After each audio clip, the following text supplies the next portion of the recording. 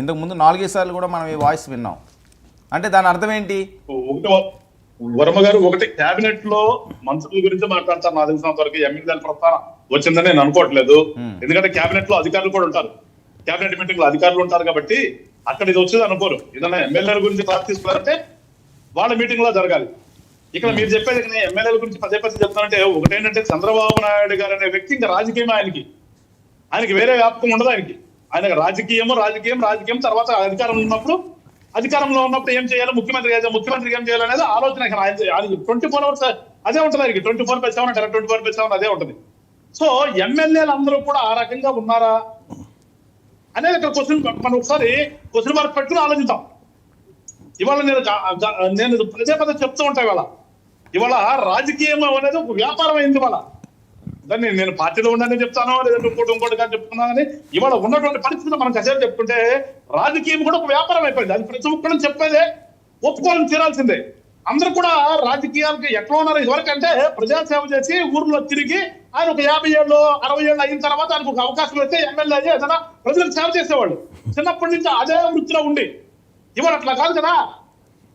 ఏ real estate లోనో లేదంటే ఎక్కడ ఇంకోటి కొట్టేసుకోవటము, 4 సూట్ కేసులు కొట్టేయగానే ఇతరుల పొద్దున్న ఒక ప్రజాప్రతినిధులు అవతారం ఎత్తటము, ఈ రాజకీయ పార్టీ నాయకులు కూడా వాళ్ళ దగ్గర డబ్బులు ఉన్నాయి కాబట్టి వాళ్ళు సీట్ ఇవ్వటము తీసుకొస్తున్నప్పుడు ఇవాళ చాలా మార్పులు ఉన్నాయి. అందుకని ఈ మార్పులన్నింటి గురించి నేను మాట్లాడుతుంది. ఇలాంటి మార్పులు చాలా ఉన్నప్పుడు రకరకాలు ఉంటుంది. ఆ వచ్చిన వాళ్ళు కొంతమంది ఉన్నారు, గతంలో విన్నాం మనం. నేనేమన్నా నా పెళ్ళాం ఆస్తులు నా మెళ్ళ తాళ్ళు బట్లు కూడా తాకట్టు పెట్టి తీసుకొచ్చింది మీకోసమే కాదు, నేను కూడా సంపాదించాలన్న సందర్భంలో విన్నటువంటి ఎమ్మెల్యేల మాటలు కూడా విన్నాం మనం. సో ఇవాళ పరిస్థితి, ఇవాళ రాజకీయం అంటే పూర్తిగా సేవా దృక్పథంతో ఎంతమంది ఉన్నారు, వ్యాపార దృక్పథంతో ఎంతమంది ఉన్నారు, ఎంతమంది వ్యాపారంలో ఉన్నారు, ఇవన్నీ కూడా మాట్లాడుకోవాలి కదా. అదేం దాగిపోయేది కాదు కదా.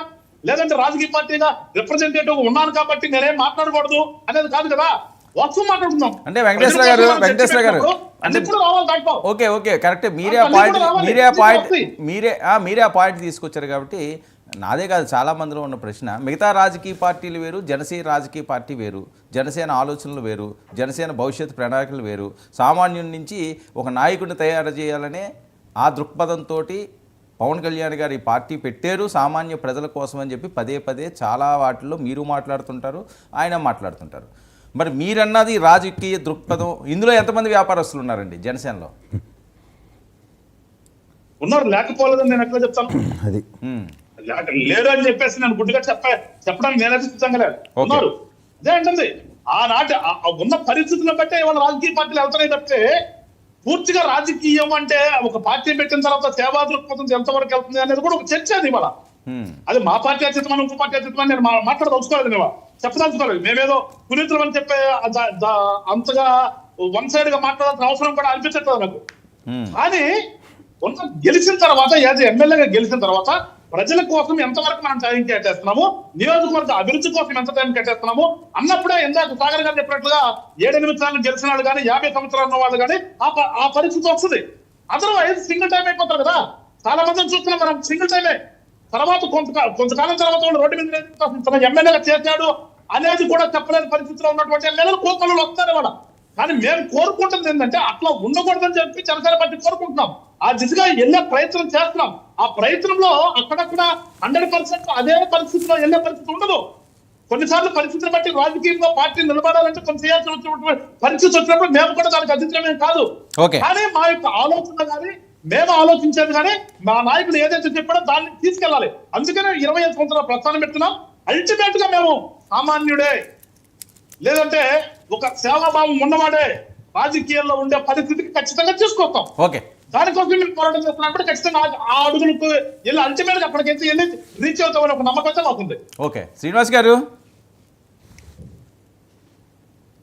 మీ వాయిస్ మ్యూట్లో ఉన్నది, ఒకసారి చెక్ చేయండి.